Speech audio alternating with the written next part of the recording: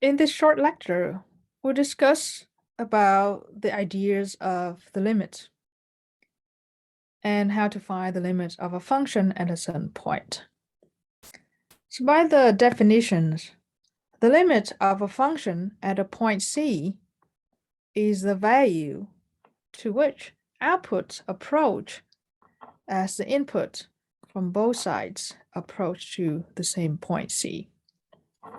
So if the limits exist and finite, then we can denote the limit of the function f of x when x goes to c equals to L, where L is a limit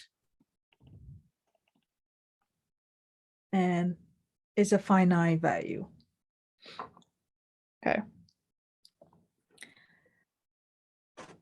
So graphically, if you look at the function f of x in this graph here, and if you look at the point where x equal to 0, so when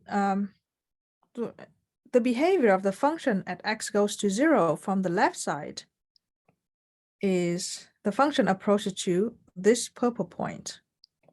Okay. And as x goes to 0 from the right side, the function is also approaches to this purple point, which means they meet at the same point. The functions from both sides of 0 meet at the same point.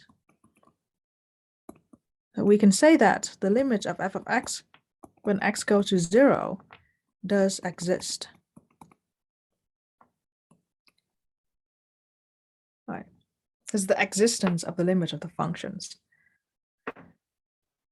If we look at the point when x equals to 5, from the left of 5, when x goes to 0, x goes to 5 from the left, the function approaches to this green dot. And as x goes to 5 from the right, the function approaches to this point right here. Okay.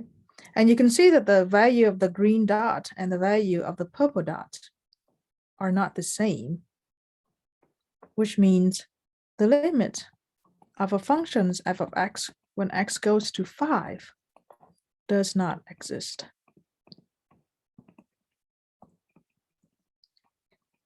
Or you can denote it using D and E.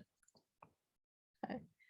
The limit doesn't exist because the value that the function approaches to 5 from both sides, from the left and the right, are not the same. Right. In general, the limit of the function f of x exists everywhere except when x equals to 5.